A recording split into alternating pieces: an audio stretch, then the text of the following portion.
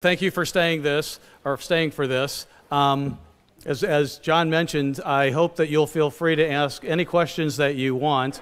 I think there are probably always questions out there, and you know, I'm going to just spend the first few minutes, I don't know how long, to go through some of the things about the work that you may or may not have seen before. I'm going to talk a little bit about the international work, because that is one of the things that has really, well, all of God's work enthralls me, but what's going on in the international areas is just really eye-opening. So to see God working at it. So why don't we start here? Let me open with a prayer, since this is still the Sabbath, and we'll get going.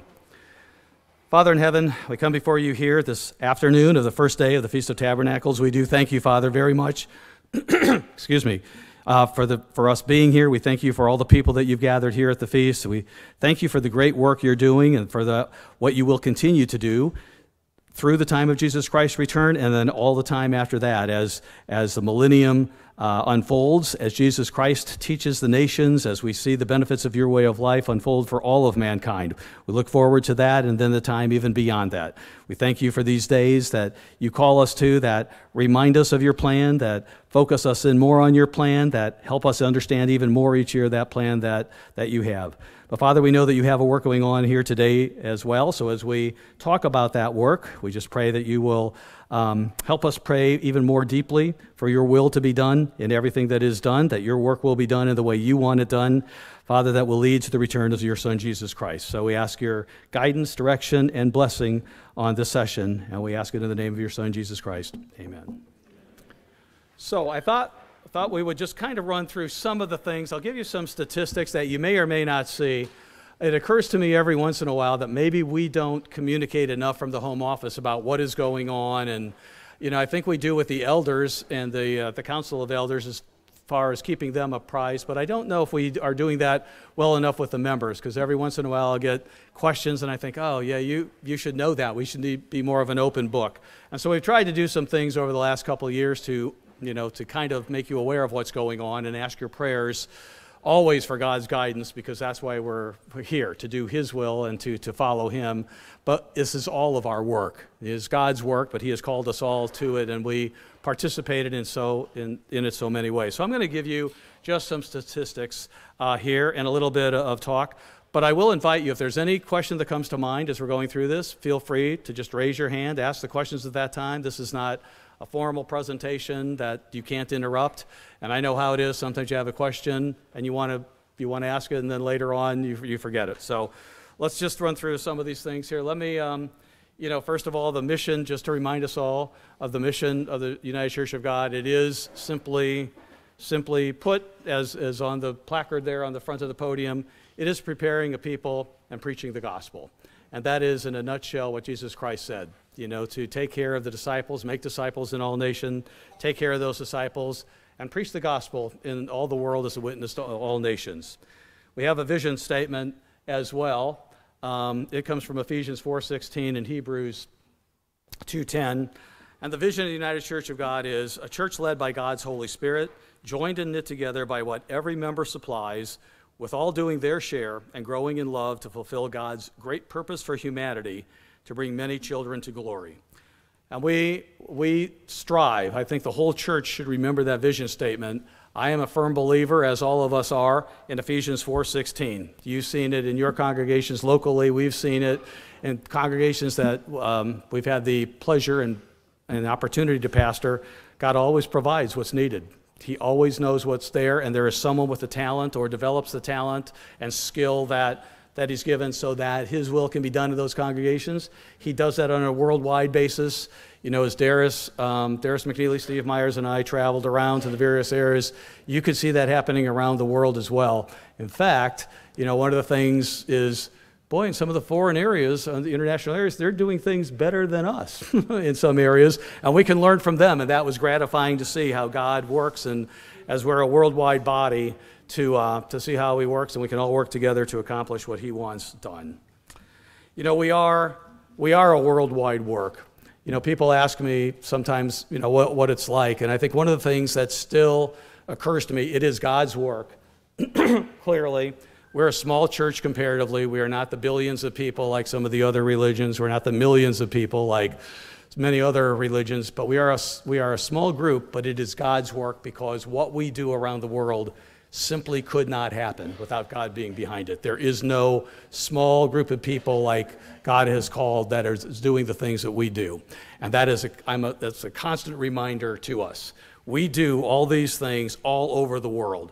We care for disciples all over the world. So what you experience in your congregations here in the United States and in your states, same way that it's cared for in Mexico and Australia and New Zealand, in Africa, and in Asia. The congregations are there with pastors. If you visit one of those congregations, you're going to see the same care for the disciples, excuse me, there that you feel here. You're going to see the same gospel preached there as you see here. You will feel right at home in whatever congregation you go around. Where God's Spirit is, you feel at home. So, we know that God wants us to provide nurturing congregations where people can be developed into who He wants them to be. You heard Mr. Miller this morning saying it's a participative feast. Well, this is a participative church. God will grow us into who He wants us to. He has a purpose for every single one of us here. Not the same purpose or not the same skills or talents He's given to every single person, but whatever He gives us, use it and let God develop you, and ask Him. It isn't infrequently that I get asked, well, how do I know what skills or what talents God gives me? Well, ask Him. Ask Him what it is, and look for those opportunities to serve. God will lead you to those when He sees that is what is in your heart and is in your mind to serve Him. Thank you. So we preach the gospel, and we are to make disciples in all nations. And that in all nations, I always knew what that verse was, but after the last year, with the opportunities that we've had to go around the world, I understand in all nations in a way that I never understood it before. It's been one of the great blessings to go around and see how God is working with the individual people in the nations we have had an opportunity to go to. It's inspiring to see their zeal. It's inspiring to see their dedication to preaching the gospel in the way that works in their areas. Wherever we went, we would do question and answer sessions like this and have people ask whatever they wanted. I think in every single area, one of the questions came back is, how can we preach the gospel better in our areas? And in Africa, it was really interesting because they have communities, and they're just very differently based than here, but they had these ideas, and they were talking about languages spoken in their areas that I have never heard of before. I couldn't even pronounce some of them because they're words I've never heard ever anywhere in my life before. And we would think that, we're doing, we send this out and we send this out, and this could be done by internet. And we learned when we're there, well, most of them don't have internet. Most of them don't have cell phones. So what we send, they can't use. But that didn't stop them. They were in their own languages that the people speak in their areas, developing their own little short booklets, doing the things there on their own. And it was just really inspiring to see their commitment to how do we do that. And it is so much more word of mouth there than it is here. And I'll get to that a little bit later, I'm getting ahead of myself, but where you see God working, it is in those areas where it's word of mouth as people talk about it, but it is always God who calls. But in all nations is an important thing, and that God is calling people in all nations. Earlier this afternoon when I talked about that area of the world that the Gog and Magog that talked about, and it struck me in our commentary when I was reading about, the areas of Russia, Turkestan, Pakistan, and Bangladesh, that God is calling people in those nations that we did absolutely nothing. It was nothing that anything we did. We didn't put any flyers in, we didn't turn on any Google ads, we didn't do anything in those areas at all. But then God raised up groups of people in Pakistan and Bangladesh through one man he was working with over there, who found us as he was learning about the Bible on his own without any help from anything we've been doing. But God was working with them and calling them, and then he found, the church through the website, which shows how important the website is. And then all of a sudden, he's got Bible study groups going and people coming to him to learn the same things. And then you have congregations in these areas that weren't even on the map for anything that we could do. And you see the power of God. And the fact that we have a Feast of Tabernacles going on in Pakistan today, a Feast of Tabernacles going on in Bangladesh today. None of us would have thought about that 2 years ago, but here it is happening all by God, bringing people together and doing his will. That should inspire all of us because it's God's work. and we can't deny that, and none of us should ever think what we do matters. How we yield to him and follow him is what matters. So in all nations is an important thing. Cry aloud, spare not, tell my people their sin is something we're focusing on more. We live in a time where there is a lot of crying aloud and sparing not that needs to happen, and a warning message that needs to go out to the physical people of Israel, and a warning message, I guess, to us. We're still people who, have some things to learn as God prepares us to become the people that he wants us to become. We need to be aware of, attitudes that we have. We need to be aware, and Zephaniah talks about to the men of complacency at the end time and at the end of the age, and we can kind of slide into that complacent attitude that isn't what God wants. We always need to have the zeal. We always have to look to God and not allow a time, of plenty, and where things look good physically or feel good physically. I know we've entered in a time of inflation and things like that, but I always, in my congregations in Florida, I would tell them, of all the trials that we face in life, if there's trials of health, we turn to God. If there's trials of persecution and tribulation, we turn to God. In Deuteronomy 8, when God says, don't forget me in the good times, that's the time of trial we need to be aware of, that we don't let down on our commitment to God and our prayer and just think things are okay. Draw even closer to him during those times and don't become complacent. Okay, activities. Here in America we have camps, Feast of Tabernacles that are placed, and we have those things around the world. And as I mentioned, we have the feast, I should say Pakistan and Bangladesh up there as well. And the website, one of the things I've learned is the website, ucg.org, is like the most important tool God has given us, because it literally goes around the world. And people, no matter what language that they speak, they find us through ucg.org. Because on that, if you come there to that site, you can find anything you want. We've learned not every language, because there's languages we haven't heard of, but on that site, on the homepage, you can get to Germany, France, whatever country that you want to, in any language you can. And with the way YouTube works today, and much of our stuff is on YouTube. If you click on a YouTube thing, you can get that sermon, if you're listening to it, or whatever you're listening to, translated in so many languages if you hit the right button, and it'll translate that for you. And we're trying to make international people a little bit more aware of that feature of YouTube that they can access. It's an amazing world that we live in that people can hear in their own language.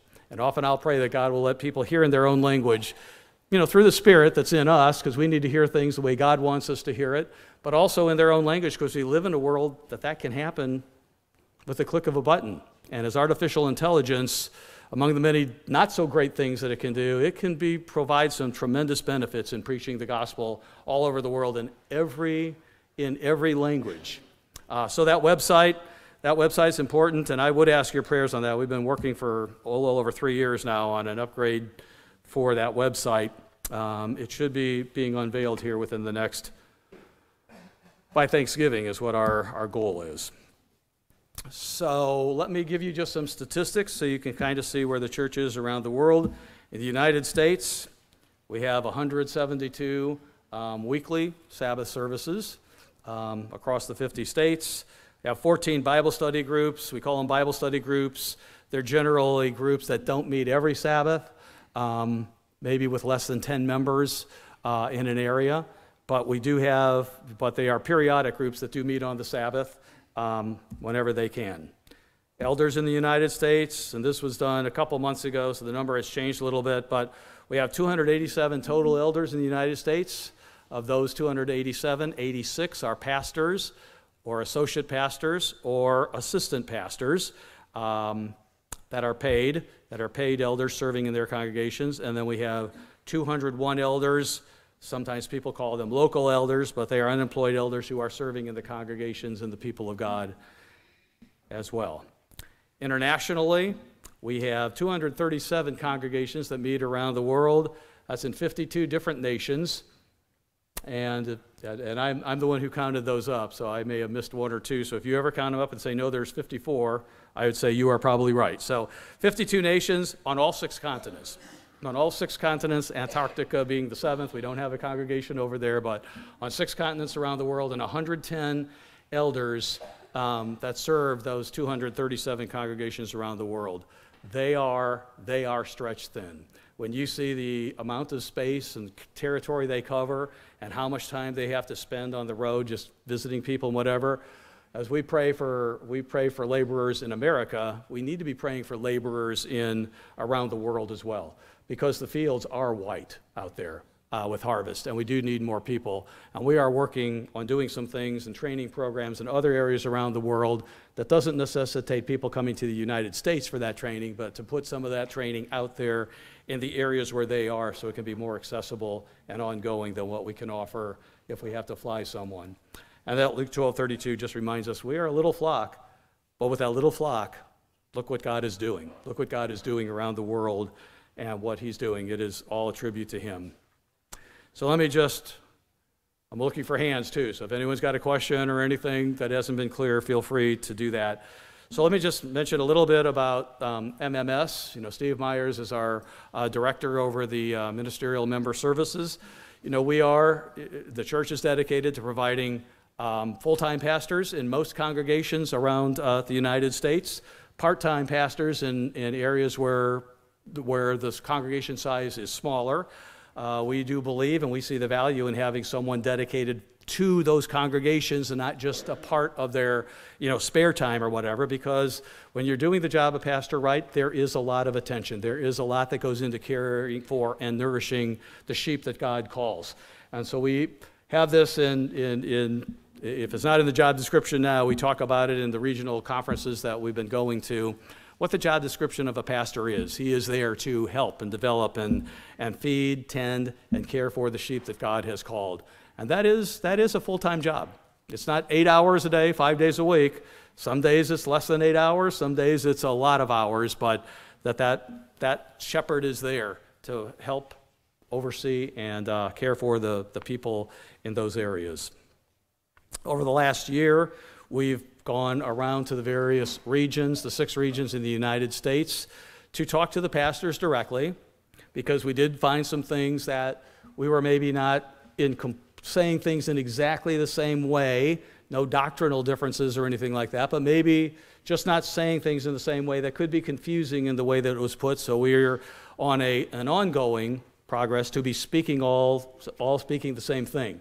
And that comes from 1 Corinthians 1, verse 10, where Paul said, you need to be speaking all things, and that divisions come from those situations where we may not be. And we hope no divisions, but sometimes confusion. If they hear a pastor say something in one area that's a little different than what their pastor has said, or applying a principle a different way, it can lead to some confusion. So we're working on that in an educational program, but also some things under development for the members. And some of those would be what we have there, parental and family programs, I guess it would be, from the Bible, based on the Bible. There is societal pressure on children, on child rearing, marriage and family issues. The world and what our youth, not just young kids, but including young kids into high school, into colleges, into young adults who work in the workplace, what is being espoused in the world today is so far different than any of us older people could ever even dream that you would be facing in the world today. We know we have to have something to help people cope with those things. So I know Steve and a team there have been working on developing these things, but there is so much out there that has to be done. I would just ask that you would ask God, help them and us come up with the programs that can be really helpful to parents and to young adults, and to focus in on what can help them to draw them back to the Bible and understand this is God's way, and diffuse some of the things that the world has been saying that can create some confusion. Of course, we have the ongoing, youths. The Bible reading program is something that was started, I looked this up and I don't remember, at least 10 years ago. And we were through the Old Testament, And for at least 6 or 8 years, people have been waiting for the New Testament commentary to come. It is happening. I ask every council meeting, when is it happening? And it should happen soon, soon, I'm told. So ran into some problems with the Gospels in bringing them all together in kind of a harmony type thing. So what will happen when the New Testament begins is with the book of Acts and going on from there as Matthew, Mark, Luke, and John are being reviewed. There's one person primarily responsible for developing the Bible reading program. He's one guy, and he's got a lot of other jobs like a lot of other ministers have. But as he does that, then it goes through a review process as well. So it's not just what he says, but he's very judicious in his research. And the way he writes is very detailed, and it is something that's necessary. It will tell and teach what the church teaches about these verses that are different than the commentaries are out there. So it's a very necessary thing for us to do. So I would just ask that you would ask God to help us develop that and get that out there so that it's on our website so people can see what the Church of God really does teach and what these verses mean. We have leadership programs that are going on. We do an annual leadership weekend in Cincinnati over the Labor Day weekend. Ministerial training is an ongoing thing. As I say, those things are now more important than ever because the challenges of ministers and people are much greater than we ever think. So here you have, here in the Northeast, Gary Antian is your regional pastor. I know Steve Myers, I mentioned, is the operation manager over MMS. He works closely with these men in the region. So these men work closely with your pastor in those regions. The thing is that as they meet, things get passed on to the pastors who are to be passing them on to the other elders in their area as well, so that we diffuse it through that area in that manner. And there's Steve. You all know Steve. Let me talk about proclaiming the gospel a little bit because I think that's one thing that everyone is very interested in. Now let me just pull up the slide here. We have been looking at the very number of things. Well, let me first, looking at my slide here, brings you up to date on some of the things that we do have out there. Maybe some people aren't aware of some of the things that we are doing, so we'll just kind of briefly go through some of this. And that somehow my computer, they pull up a different thing every time I do this slide. So the first one that's showing up there as it makes its random selection is Home Office Weekly Update. We do try to communicate what's going on around the work to the members around the world. So we do send to all the pastors and elders every week when, certainly not this week when the feast is on, but almost every week on Thursdays, a Home Office Weekly Update. It'll usually have a letter from someone in it. It'll talk about some of the things going on in the work, and the one right before the feast, we gave you some updates on the international feast sites that were going on for some of the first times and this time, and other information that's going on with the works, just so that you're aware. You should, when pastors get that, they're supposed to be sending those out to all the members. So if you're not getting that, you might mention to your pastor, we would like to see what's coming out of the home office every week. He will be happy to send those to you. Sometimes we find out that, he isn't getting them the way that they should be, as internet is a marvelous thing in email, but sometimes it doesn't work in exactly the way that it should. So we can rectify those situations if we know it. Of course, we have the United News. That's there. That is kind of like our bi-monthly news organ of what's going on in the work. It has all those announcements you're used to seeing in it, as well as some articles, Beyond Today type, good news type articles in it. We have, of course, the Beyond Today program, a 30-minute program that's out there. Weekly, there is a new program that is posted for people to see. If you go to youtube.org/BeyondTodayTV, I believe is what it is, you can see what the featured program of that week is. We still are on the Word Network weekly, Sunday mornings in the United States. We are also in the Faith Network, I think it's called, in the United Kingdom. So there's a weekly broadcast that goes on over there as well. But every week you'll see a new featured program that's on there. Some of them are reruns, as we have looked back at the 480 programs that have been produced over the last 10 to 12 years and realize some of those early programs do have some very valuable information for a world that is looking looking for things that we can replay that can feature some new, that can draw some new people in. Of course, we have the Beyond Today magazine. That's not the latest issue, but that's a bi-monthly publication. We have the Magnified series. I don't know if you've all seen the Magnified series. This is pretty much done by the young adults in the home office. They write the scripts, they produce the things, and see where that goes. And then, we have the biblical worldview, 12-minute presentations we're doing and putting out to the world that are more of a warning message and bringing attention to some of the events in the world going on. The current series we have going right now is on the four horsemen of Revelation, and the one that was released last week is the second horse. Probably yesterday, the third horse was released, and then there won't be another one released until after the feast. It's in the coffers, but ready to go. So some of the new things we're doing this year. How many have ever heard of reels? Okay. So what reels are, we've learned about these in the last year and a half and started doing them. They're like 1 minute, 30-second to 1 minute type things that are almost like an advertisement. We've done, I was told that we've done 330 of these reels in the last year. Now is something new that you put on. If you ever go to YouTube, you'll see on YouTube they call them shorts. On Facebook they call them reels. But they're just like 1 minute little things that you can extract from a sermon or a program, or actually produce a 1 minute thing designed to catch the attention of someone. And we use those in order to draw people's attention to UCG. So as we've worked on those and we're asking the questions, well, what is the purpose of these? What is the goal? It's great they rack up some views, which is a nice thing to see, but there has to be some mission and a mission to it and a strategic plan. So when we do these things, how do we lead people to, from that point that might catch their attention, that we can see how many people clicked on that 1 minute presentation, and did they really go to the web page? When they went to the web page, do we have information there that can lead them to the next part that they could be interested in? And so as we use some of the technology today to kind of make disciples, as Christ would say, and lead them to the next step of conversion. And this is something new we're doing, we're working on as we work on that, because there is a way to do that.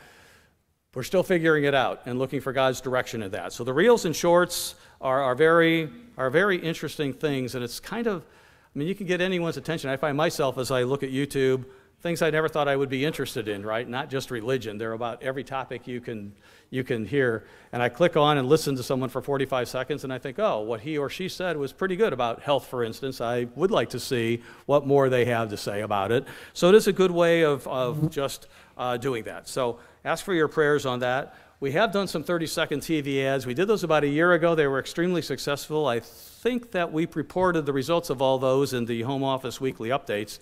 We haven't done any recently. And we were talking that we probably need to do some of those things, again, for the purpose of just using a medium and in 30 seconds trying to draw someone's attention to a biblical feature that is unique to the Church of God, not just a standard Jesus is the Savior, right? The world believes, a lot of people believe Jesus is the Savior, but they don't understand you have to do what Jesus said to do. And so we're looking at some of those. I think in a minute I've got one. And the biblical worldviews do the same thing as well. They draw attention to the Bible and what the truth is, and trying to challenge, not trying to, but actually challenging the beliefs that are widespread in the world today to draw people to what the Bible really says and not what their church or minister has led them to. So that's kind of the direction we're going in. I think I've got yeah, I do. Let me just play in case you haven't seen. Oops. This has audio to it.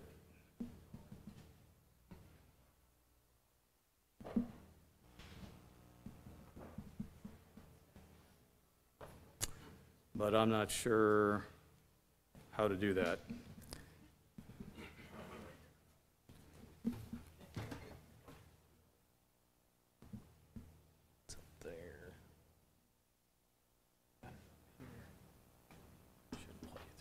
So start it over maybe.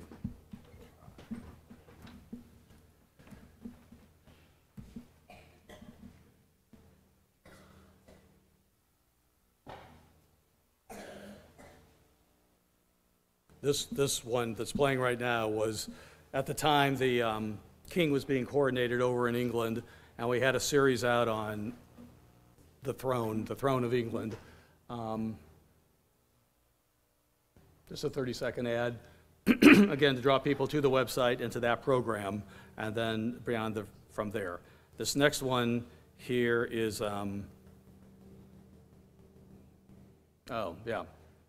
Satan involved in the churches. So you can see Steve talking there. Can't hear him, but you know what he's basically saying, so.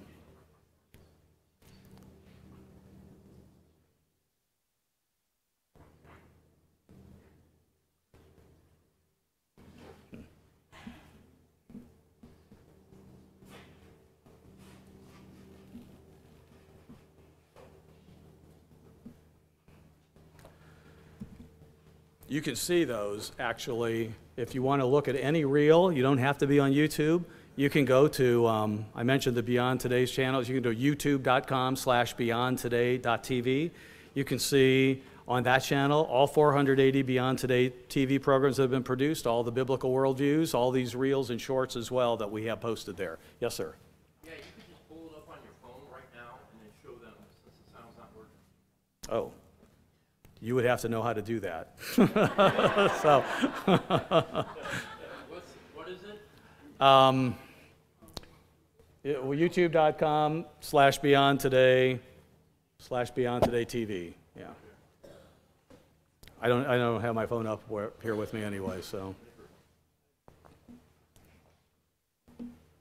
While you're finding that, we'll see if we can do that. Let me just tell you a few of the things that we have in progress or planning for the next, well, we're on it right now. It's part of our strategic plan that's been approved by the Council of Elders for this year. You know, you probably, if you're on a Facebook and if you're a member of the UCG, I guess it's ucg.org Facebook page, you've probably been seeing an increasing number of posts come out from that. We do have a person dedicated to developing Facebook as a means of preaching the gospel and making people aware. So I do that and just go to wherever you want. Okay.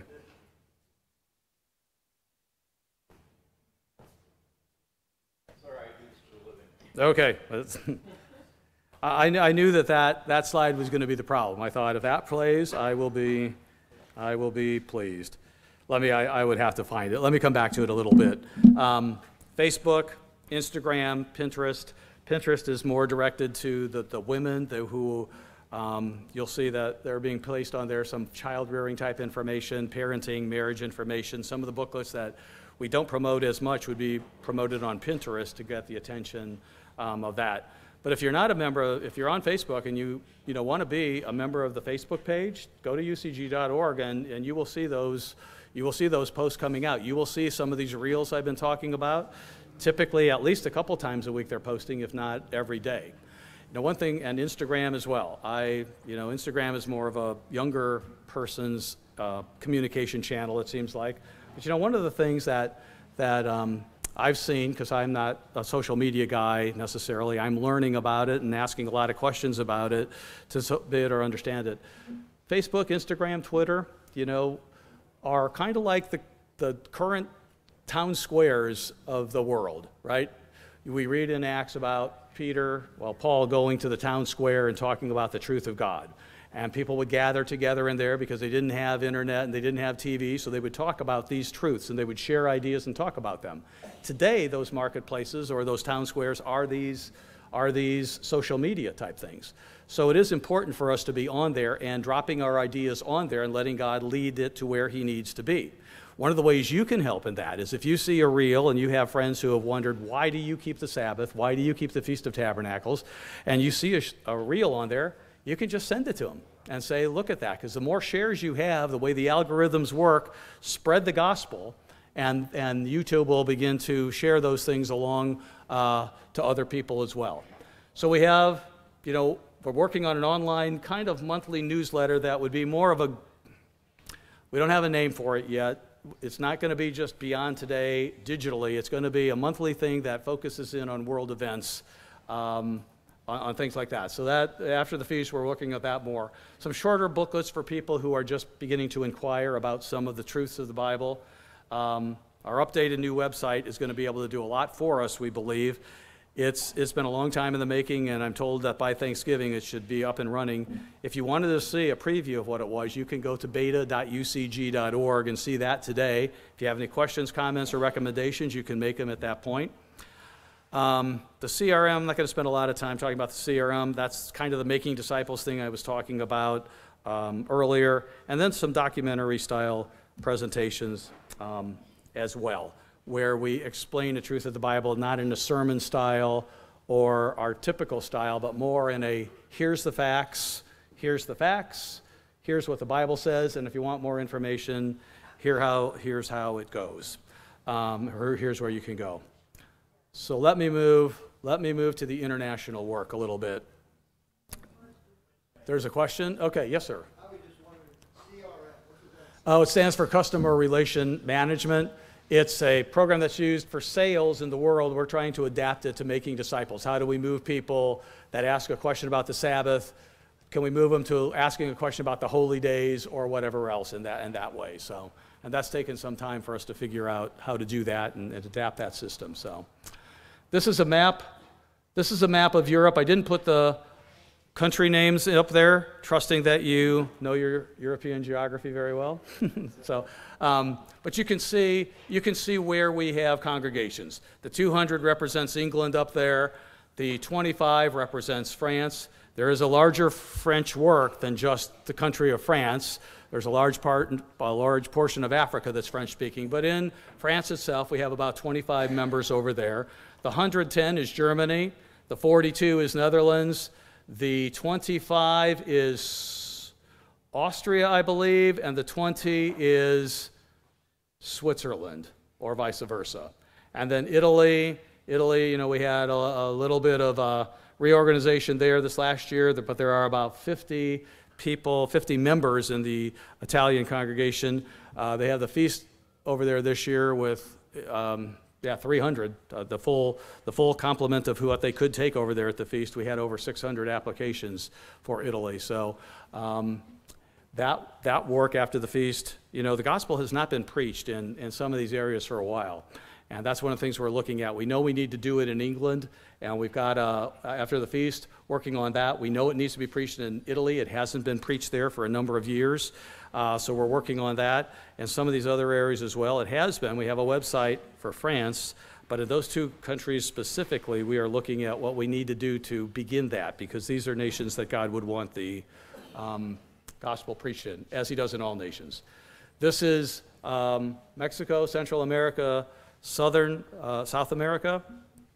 Darius, Steve, and I were over there for a conference in May, I guess it was. It was good to meet the pastors over there. It was very eye-opening to see some of the things that they've been doing in the internet. They're doing a very good job in some areas, and we picked up some ideas and brought them back to our media department to begin doing as well. Not in every single one of those countries that are listed there do we have churches, but almost all of them. In Mexico, Mexico is pretty much going to be like the home office for this whole area of the world. There's an office we have in Mexico City. That website has begun, since it's mostly Spanish-speaking people in these areas, except for Brazil, to make that the center of where the work from that area of the world would be. In Guatemala, for instance, a very small country there, but it has 200 members in Guatemala. Mexico's, it's got more than 100, I don't remember exactly how many. But in most of those countries down there, we do have congregations, not in Nicaragua or Costa Rica, but there is a congregation that's forming in Panama down there. As you get into South America, we do have pastors that are in Colombia, in Peru, in Bolivia, Chile, and Argentina. And of course, Brazil. Of course, there's a feast site going on in Brazil right now. In Colombia, I should have highlighted which ones, though there are feast sites going on, Chile and Argentina as well. So there are feast sites going on there. Very active congregations down in those areas. Again, you look at Chile and Argentina, that's almost as big as several of our states. We have two men that cover those areas. And the amount of travel they have to do is unbelievable. with the number of members there and the way the congregations are spread, we could use more workers in that area as well, because we believe, again, the fields are white for harvest in that area. It's just how do you get to them if we start opening the gospel up in the way that we think God is calling people in that area. This is Africa. Let me go back. I thought I had another slide in here on Africa, but the whole continent of Africa. I have this slide in here because as we went around on our international trips, this was the area that we met the pastors from this area. Now there is a group up to the west and the north of this area that have very active churches. Later on next spring, I believe, we're going to go over there and meet with the people and the pastor, Congo, Nigeria, Cameroon, and all those areas. But let me just focus right now on this area because, again, God is doing a work. It's interesting as you look, like South Africa. South Africa is where the center of the work in Africa is right now, at least for this portion of Africa. They have just before the feast, some new preaching the gospel efforts that are going out, using some Facebook stuff, using some internet stuff as well. Your program to, again, familiarize people with the work of God. It hasn't happened for a while in that area, but to preach the gospel. South Africa is an emerging nation. There it is still many people of Israel, Israeli white people that live in that area, and a mixed group that is there as well. So preaching the gospel in ways that both congregations in two languages, primarily English and Afrikaans. I know we had the opportunity to go to the Johannesburg church a couple Sabbaths there. A very diverse group of people, but a very unified and dedicated group of people. It was inspiring to talk to them and see their dedication to so many things they're doing, and they work together very, very, very well in what they want done. I'll be happy to answer any questions on that. Let me point out a few countries here. You can see Angola over there on the west coast, halfway up the west coast there. You've heard of Angola, what's going on there. That is, George D. Campos is a senior pastor over that area. I don't know, 5-6 years ago, there's an email that came into the home office back then of someone from Angola saying, I think we believe the same things you believe, as they looked at the internet. And lo and behold, they did. So George de Campos, who speaks Portuguese, and Angola is a Portuguese-speaking nation, went over there, and there's something like 5,000 people that believe exactly the same thing we do. As George was over there and they went through the doctrines, this is not, anything we did. God working with a group of people, and they have a very mature model over there. They run schools that not only for church members in their areas, but also the public is welcome to come into those schools as well. In those schools, they teach the truth. They go through some booklets as part of their education, in addition to the regular education thing as well. They do have a feast site that's going on there right now. It's much like this, but not as nice as this. They all come with tents. They come to a central place. And they meet outdoors. So they do have a place where whoever's speaking is under rain, but they bring their chairs, they bring their umbrellas if it's raining, and they have the feast out there with, in one location, 2,500 people expected to be there as they all listen to what's going on at camp out there. Very different than what we do in the United States, but a very joyous feast, as the people who have been there in Angola will tell us. We have the same thing, in Zambia. We have 350 people keeping the feast there this year in 2 or 3 different locations. In Zimbabwe, several people. Madagascar, over there on the East Coast, the island off the East Coast, in the last year and a half, they've contacted us. And you probably remember seeing in a home office weekly update about a group of 8,000 Sabbath keepers, the largest Sabbath keeping church in Madagascar, contacted us. Tim Pebworth speaks the language that they speak, so he went over there, spoke to that congregation, and the president of that church was slated to come over to meet with us in Cincinnati at his request back in August, I think it was, but then the visa didn't come through in time, so we're slating that visit later on in the spring when there's enough time for it to go through the process. Again, Madagascar, I think we have 10, maybe 20 people keeping the feast over there this year, members that have moved into the United Church of God from that group or other places as well. So you see God working in there at a place that we really haven't done anything. God works it. I do want to draw your attention to Up there you can see where Tanzania is, and then right above Tanzania there's Burundi, Rwanda, Kenya. Monty Knudsen is over in Kenya. We have over 300 members keeping the feast there in Kenya. Burundi is one that has just been kind of a fascinating thing to watch as well. We have had 60 members in Burundi for a while. Back a few years ago, you might remember that there was some persecution as the government began to enforce some legal things that you couldn't meet even for a Bible study or in a group unless you had some kind of document. Well, there was a group that met in a Bible study, and they were thrown into jail, the leaders of that, for a couple nights and whatever. They were released, but we taught us the government's serious about this registration.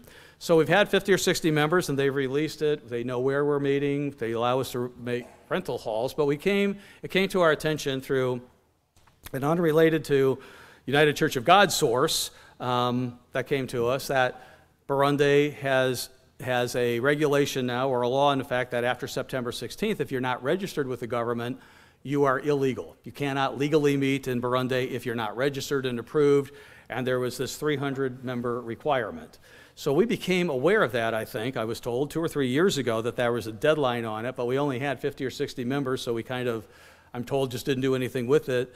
But then it came to our attention in July or August of this year, and so we thought, well, we need to do something. We can't just leave the members abandoned. We have to figure out how to do this.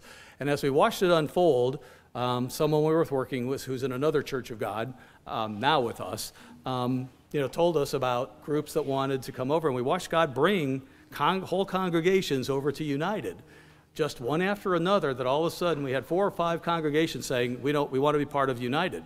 And so Monty and this other man were over there, and they talked to the people. They believe exactly the same thing we do. So today we have 339 people keeping the feast in Burundi, just enough to get the registration. It's in process. We're told we're all legal. Again, God worked it all out in exactly the way it needed to happen for the people over there to be taken care of and so that we can be legal. So we see these things happen, and we keep knowing God, this is God's work. He does things that we don't even know what's going on. He knows what's going on, and he just makes them happen. And that is a very encouraging thing to happen. Now here's Africa. And if you remember the geography, this is kind of how many people in each of these areas.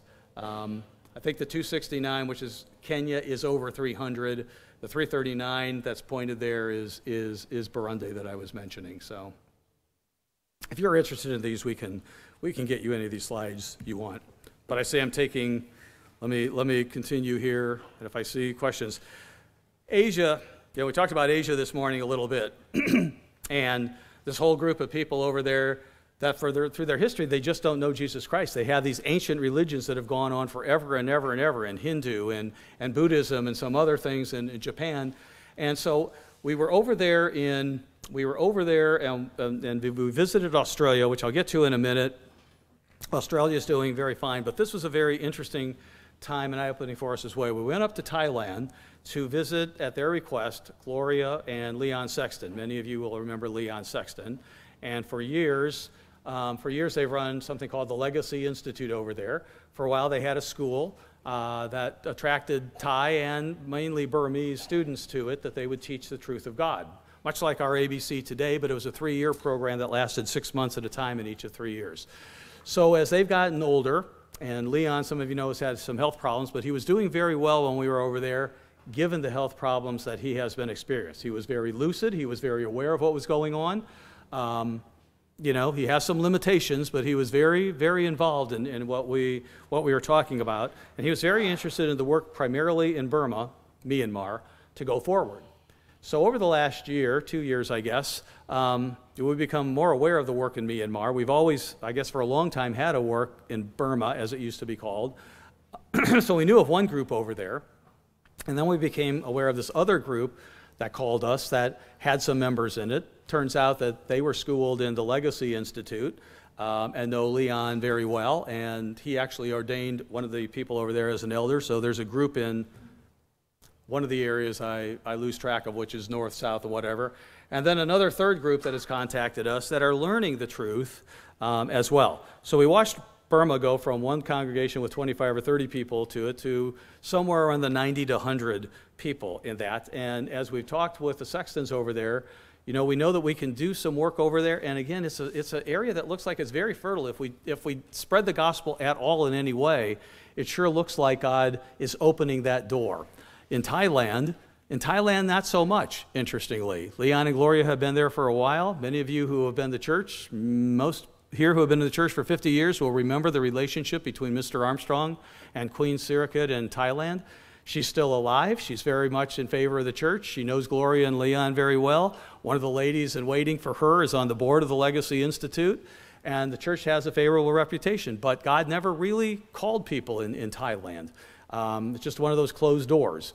Not saying that he won't, because as we look at this whole area over here, and we look at Burma, as we look at, as you go down through those orange states there, we realize that God is working. You have Myanmar that's there on that one level, and then you have Thailand, but then you have 3 countries over there, Laos, Vietnam, and Cambodia, that as far as we can tell, the gospel has never been preached in any of those nations.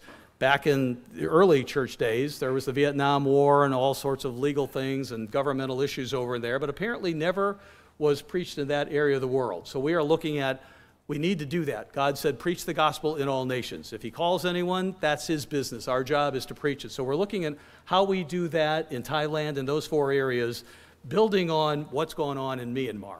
If you go north and west, you see a little area there that's, if you look really closely, is attached to India.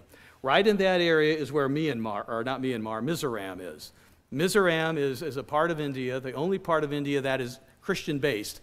And last year at the feast, they had, we were told, 500 people attending the feast in Mizoram. Another group that contacted us that we had no idea it existed, but they found us through the internet and said, I think we believe the same things you believe. And indeed, when David Schreiber's been over there, they believe exactly what we believe. So God's been working in that area unbeknownst to us until the last couple of years, with 500 people meeting over there. In India, you have, I don't know, there's probably 40 people keeping the feast in mainland India there this year. If you go a little bit west from Myanmar, you have the nation of, I can't even read that one, I should know, Nepal. Right in that area is Bangladesh, where God has opened the door in Bangladesh in the last couple of years for us. If you go beyond that, you have Pakistan, the most far green nation over there.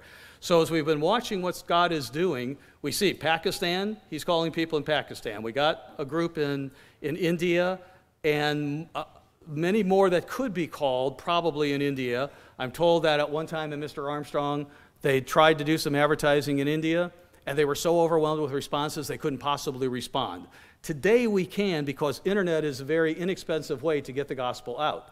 Back in those days, you had to mail literature and whatever. It's like, how do you do all that? Today, we can push a button and get into the hands of people whatever booklet or whatever question they want. So we can do all that if we open up those areas and see what God is doing in those areas. So we've watched God march, all across that area. We have a church in Hong Kong, 15, there's a feast site going on in Hong Kong right now.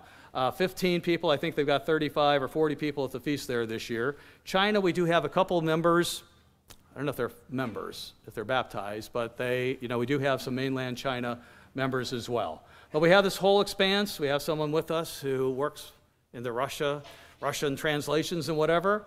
We haven't really touched that whole area. So when God says in all nations, there's a lot of work. There's a lot of work to be done yet. But today, with all the technology we have, we can do that and at least do what he said, preach the gospel. It is his job. He'll call who he wants, but we just need to do the work that he wants to.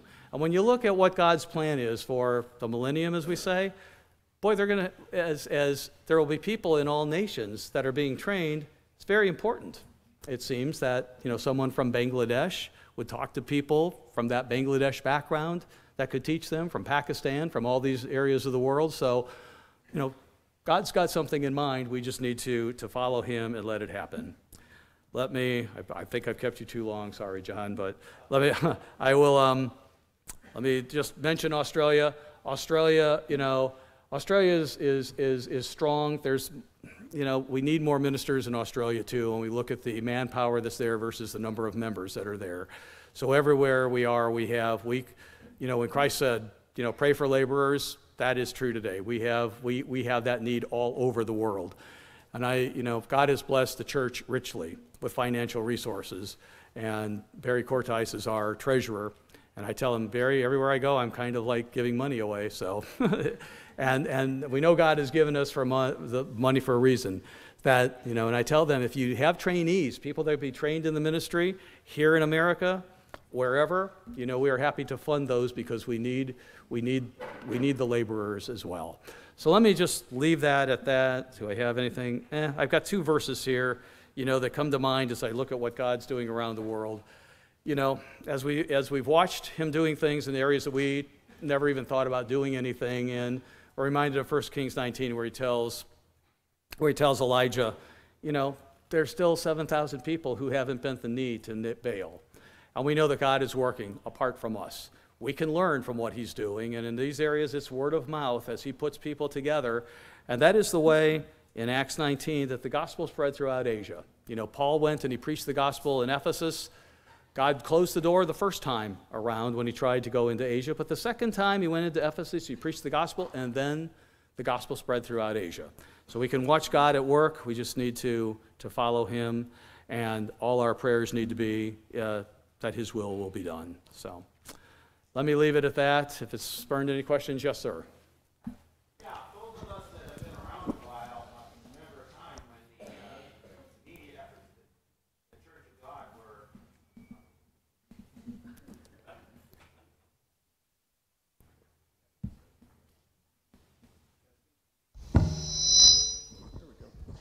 were the Church of God were more prominent in the media pile. I mean, people commonly knew about the World Tomorrow and the Plain Truth magazine. Yep.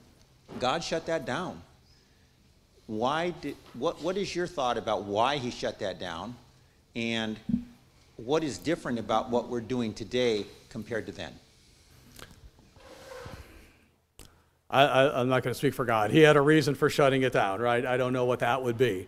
Today, it's much different. It's much different than then, right? Back then, you had printed publications were still widely read. People read a lot, and so they read magazines and they looked at them.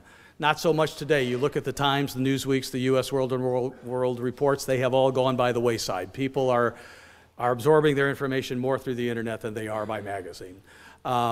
You had a limited number of TV stations that were on. Today you have 300 if you have any kind of cable service. So to find beyond today takes someone that God is leading directly to it. But we still believe in that, and that we need to have someone somewhere on commercial TV. Whether Word Network is the right place or not, I don't know. We don't get that great a response from it, but we feel like we need to be on somewhere in that media, and let God lead us to another station. We have tried some things in some targeted market areas. One of the things we're going to look at is some specific areas in the United States to just, I don't want to say blanket but it's going to be like we're going to really focus and put some money and advertising into those areas to draw them to see what is in those areas that we see that God working in. Because we can look and see where are the responses from various areas, and where you can kind of see where is God working based on the number of inquiries we get just on anything general from the church. So we can kind of see that and try that and see if that's what it needs to be, even buying some time on a major commercial TV station, an ABC, CBS, or NBC affiliate, and see what that does and see if it produces any fruit. So we're looking at some of those things. It's just such a diverse market today. Some people don't even watch TV anymore. They get their news through YouTube and through, all these other areas, that there's just so much to do and so much we've learned that we don't know how to do, that it's a learning experience is how we expanded all those markets. But it will be God who makes it happen. It won't be us. It'll be him. But we have to be about the work and learning these things and doing the things to get the gospel out the best we can. So is that okay? I think we had one over here, and then Mr. Packleb.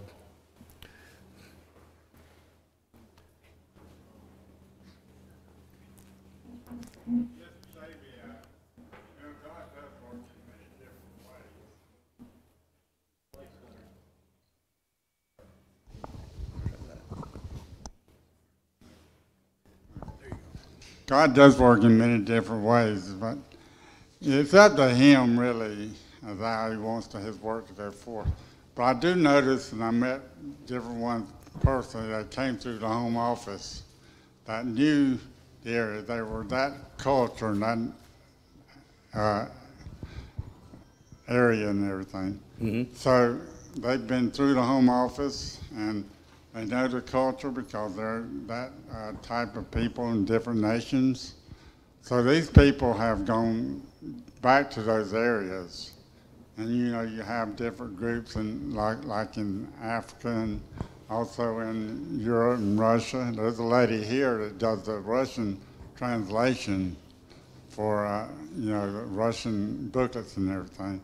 Yep. And other areas over in Thailand and those Myanmar and those areas. These people, we've had immigrants come out because of military pressures and everything through the years when Legacy started up, and they migrated to different areas of the world. Well, those people are representing everywhere they went God's way of life. So God does work in many different ways. Yep. Totally agree. He does. You bring up Russia. I'll just give you something that was very interesting. I mentioned that we heard some languages in Africa. I thought none of us had ever heard those languages before, ever that anyone brought it up, right? In places like Malawi and Zambia and Zimbabwe that have this language that's common. And it's like, well, how do we do that? How did we not even know there was a language over there? And then someone, after that, brought up another language in another part of the country. I can't even remember what the country was, but I remember the language that began with TW, and I thought, well, here's another language. Who ever heard of that language? But what they did was feed one of our booklets into AI, artificial intelligence. And they were surprised that that language in that part of the world could actually and they said the booklet came out partly pretty much 70% complete. So they were just editing it to say what the church had. And I thought that was just amazing that we live in a world that we can, you know, I mentioned on YouTube, you can kind of get some things translated live into that language, but even feeding it into AI, even though I'm sure it's going to play a negative role in the future, has some advantages that we never saw coming that you can use and for just about any language translating, which helps a lot in preaching the gospel as we learned these things. So anyway, yes.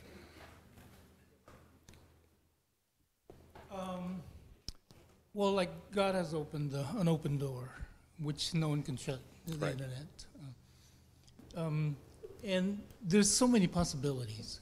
I mean, it's like, 'cause I used to sell computers a long time ago, and do we have like a subscriber program, like you can click on it and then, you know, we can send like videos and things like that? Because, you know, like if you go on YouTube, right,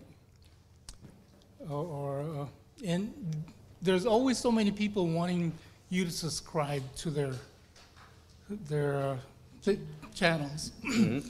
I think if we had that, the word, the gospel could spread much faster. I mean, it's like, because all it is having subscriptions, and then, you know, if there's a subscription to like the Beyond Today or booklets, and it's like if it's it's instant, because then all you got to do is click it, and then they could ask for things and watch videos. And I mean, we got like tons of sermons, right?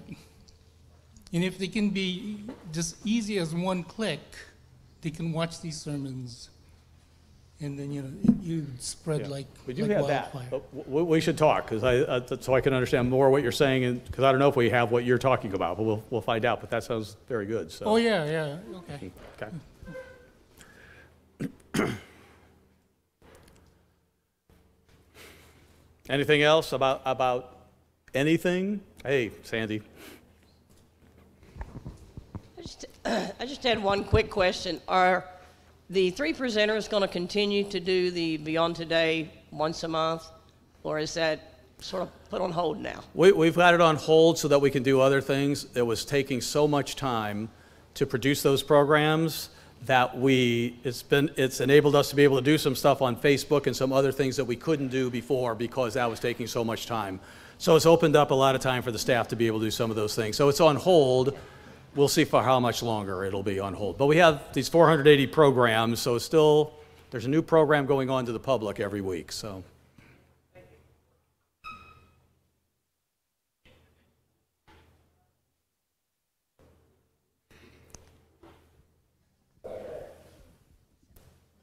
Hello?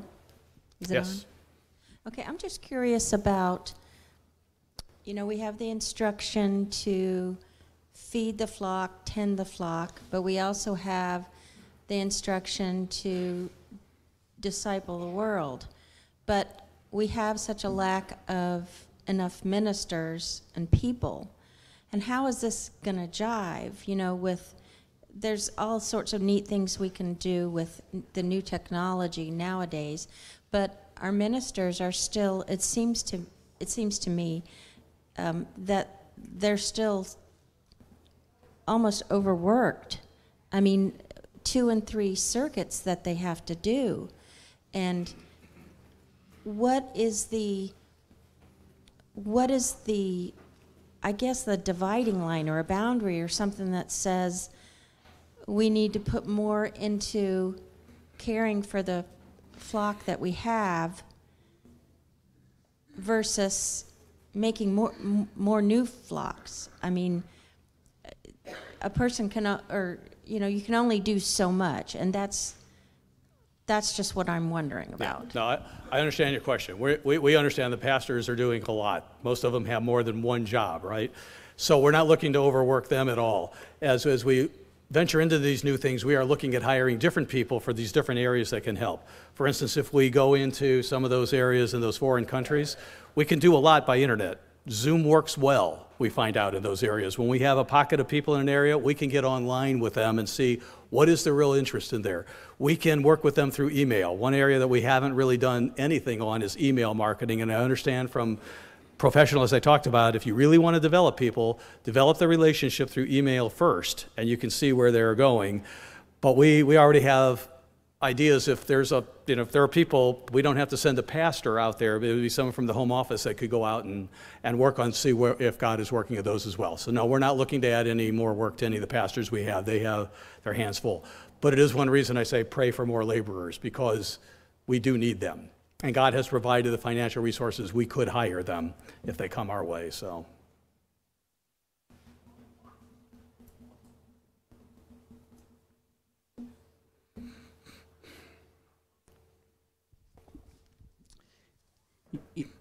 In Revelation 2 and 3, you've got the 7 churches in Asia. But we looked at that for years, and it appears that it's talking about the church through the years. That Ephesus was the New Testament church, and then you have others. And each one built up, and then God stopped it. So you had a great work in Asia, and then God took it away. So we don't always know why God does it, but we see that he lets the church grow, and then he lets it die. I say die, doesn't really die. He just isn't building it again. We don't know why he does it. The question came up, though, why is this happening? Why did the church grow so big at one time, and we had thousands and thousands of people keeping the feast? I mean, in 1959, we had 5,500 in Big Sandy. Next year, we had 7,000. Next year, we had to start out in the West Coast at Squaw Valley. And then we had churches all over the place, and then God shut the thing down. And he allowed Satan to shut it down. So when we look at these apparent church eras, now I realize that's maybe a stretch for some people to think Revelation 2 and 3 are church eras, but it does appear that it is. And so the question comes up, why did this happen, and why did that happen, and why did things fall apart? we'll have to ask God, but it's obvious if Revelation 2 and 3 are church eras, that God does that. He lets it grow. The great work that was done in Asia, I say Asia, Asia Minor, how many are there now keeping the Sabbath? So the question came up, and we say God built up First Radio Church of God, Worldwide Church of God. It was worldwide. I mean, huge numbers over in Nigeria. And then it fell apart, and when I went over there, the first feast after it fell apart, I mean, we had a little over 100 people, and that was it, instead of the hundreds and hundreds before then. So I was just thinking, it seems to me Revelation 2 and 3 show that God builds things up, and then you read each one. If you don't do this, if you don't change, if you don't repent, I'm going to remove your candle. And we've all hung in there.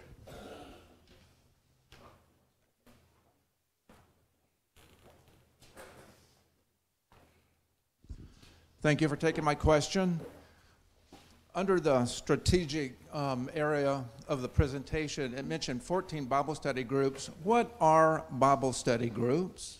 The Bible study groups are just that. Rather than being a Sabbath service that has like a sermon for 6 or 8 people, it's more of a conversation where the pastor does come with a topic, but it's more of a discussion area where he presents some things and things like that.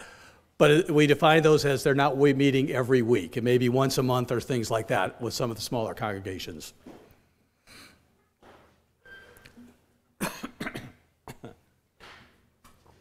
I'm kind of new to this whole organization. I've had a little bit of exposure to it through some of your literature, but one of the questions as you go out into all these countries, there's a lot of different gods that are being worshipped. And when you go to a country where you're asked, what is the name of your God, how do you respond? Oh, well, I haven't been personally, we would say it's the God of the Bible, right? The God referenced in the Bible. You're talking maybe about YHWH. We don't say that. We say, yeah. It's we just say it's the God of the Bible. Yeah.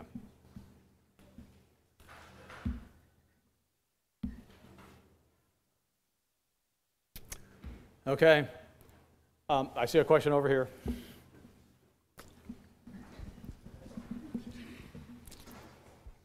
Jessica. I just wanted to ask on a personal note, for you in your most recent travels, what was the most personally inspiring to you, an interaction or something that you learned that for you personally was inspiring? There were a number of them, but if I had to pick one, it would be in Africa with the people the pastors from Malawi, Zambia, and Zimbabwe. I had no idea how poor people were, but yet how committed to the truth they were and how they were doing things apart from what we would send them, thinking we were maybe doing them a great favor, and that they were doing things on their own without asking, but they were just committed to doing things. It was just an eye-opener to me. You always know people are poor, but until you see it, we didn't meet them per se, but just talking to their pastors, you could just see the dedication and commitment. It's such a different world that we live in, such a different world. So yeah, and to know that we have to become all things to all people, and that we can't just be United States centric and think the whole world needs to hear just what's going on in the United States, but to really understand. You know, I often say about relationships between people, you have to seek first to understand. We have to seek first to understand the countries we're preaching the gospel to, so we preach it in the way that they can receive it. You know, much to the man who asked the question about how do we respond with the nations that have different gods, to understand what their culture is, because we can't reach them with the same things we do here in America. We have to touch them in an area that draws attention to them. And I learned that in Hong Kong too, in talking to the people over there, that some of the stuff we do here just won't ring a bell. But 1, 2, 3, 4, these things would. And so you learn things and realize, Anyway, that would be it.